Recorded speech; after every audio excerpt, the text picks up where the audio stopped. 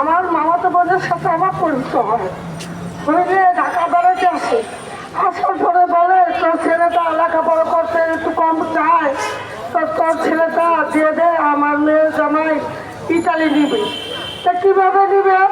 সেই ইটালি নিলে ডাইরেক্ট নিবে। কয় লাখ টাকা লাগবে? 14 লাখ টাকা লাগবে।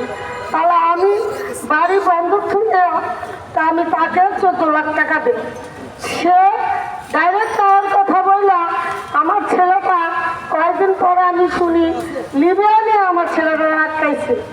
আটকানোর পরে তারপরে আমার মামাতো বোনেরা আমি বলি যে আমার ইটালি লাগবে না, এই নদী, এই মাফিয়া, এই পুলিশ আমার ছেলেরা লাগবে না, কি আমার ছেলেরা আমার বুকে ফিরুক দে।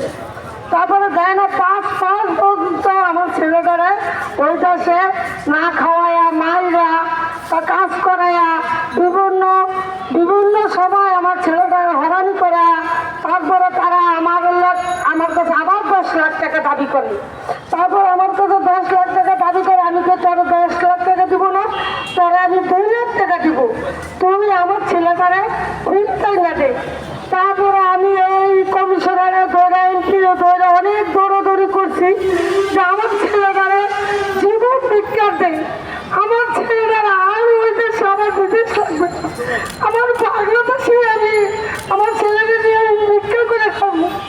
তারপরে আমি বিভিন্ন জায়গায় যাই, কেউ কোথায় ভিক্ষা আমার ছেলের জন্য আশ্বাস পাই না যে কোথার থেকে কোথায় যাইতেছি, আমার ছেলেরা কোনো সন্ধান পাই না। আমি এই সরকারের কাছে আবেদন জানতে চাই, এই সরকার অনেক মানুষের উপকার করে, এই ধারাকে ধরে আইলে আমার ছেলেরা আমার ছেলে আমার বুকে ফিরে দেখ। আমি আর বিভিন্ন জায়গায় সবসময় যাই, যা আমি আমার ছেলেরা কিভাবে পাবো, কিভাবে খোঁজ পাবো, আমার নাই খাবার নাই পড়া, আমি কোথায় কোথায় পাগলের মতন ছুটছি। কমের পক্ষে ফরিদপুর গিয়া কমের পক্ষে এখন আমি 1.5 লাখ টাকা রাখছি, সবাই আমি হাতে পায়ে জোরাত করছি, ওর বাপমার পাও ধরে গানছি যে আমার ছেলেরা জীবন ভিক্ষা দেন। আমি সাংবাদিক নিয়েও গেছি, তারপরে আমার কোনো কাজ হয় না।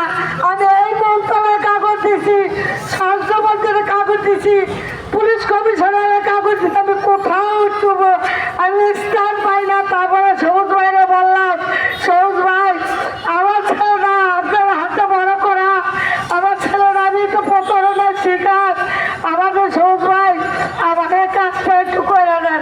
তারপরে আমি সবুজ ভাইরে ধরা, তারপরে আমি আপনাদের কাছে আসি। আমার ছেলেরা 10 লাখ টাকা পাওয়ার পরে আমার ছেলেরা কোথাও পাইলাম না।